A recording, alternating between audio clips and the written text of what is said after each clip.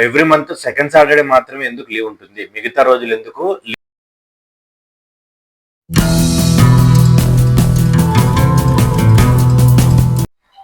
Okay guys, welcome to my channel. Guys, ఈరోజు ఏంటంటే ఒక ఇంపార్టెంట్ ఫ్యాక్ట్ అయితే చెప్పబోతున్నాను. అదేంటి అంటే కనుక మనకు ఎవ్రీ మంత్ సెకండ్ సాటర్డే మాత్రమే ఎందుకు లీవ్ ఉంటుంది, మిగతా రోజులు ఎందుకు లీవ్ ఉండదు, అంటే మిగతా సాటర్డేలు ఎందుకు లీవ్ ఉండదు, దాని రీజన్ ఏంటి, ఎందుకు అది మాత్రమే ఇంప్లిమెంట్ చేసినారు అనే దానికి సంబంధించి అయితే నేను ఈరోజు చెప్పబోతున్నాను. సో ఇలాంటి మరిన్ని వీడియోస్ కోసం మా ఛానల్ని అయితే సబ్స్క్రైబ్ చేసుకోండి. ఇన్ కేస్ మీకు దేనికి సంబంధించి ఇన్ఫర్మేషన్ కావాలి అని అంటే కనుక నాకు కమెంట్లో పెడితే నేను దాని గురించి వీడియో చేస్తాను. సో ఇప్పుడు కంటెంట్లోకి అయితే వెళ్దాం గైస్.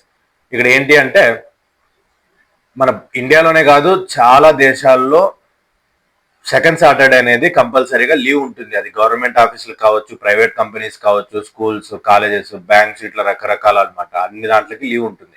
సో సెకండ్ సాటర్డేనే ఎందుకు ఉంటుంది, మిగతా సాటర్డేస్ ఎందుకు ఉండవు అని అంటే కనుక 19th సెంచరీలో ఒక బ్రిటిష్ ఆఫీసర్ అయితే ఉండేవాడు. అతనికి ఒక అసిస్టెంట్ ఉండేవాడు అనమాట. అతను ఏంటి అంటే వాళ్ళ పేరెంట్స్ని వదిలి ఇతని దగ్గర పనిచేసేవాడు. సో ఎప్పుడన్నా లీవ్ ఉన్నప్పుడు మాత్రమే వాళ్ళ ఇంటికి వెళ్ళి వాళ్ళ పేరెంట్స్ని చూసి పలకరించేసి కాసేపు స్టే చేసి వచ్చేవాడు అనమాట.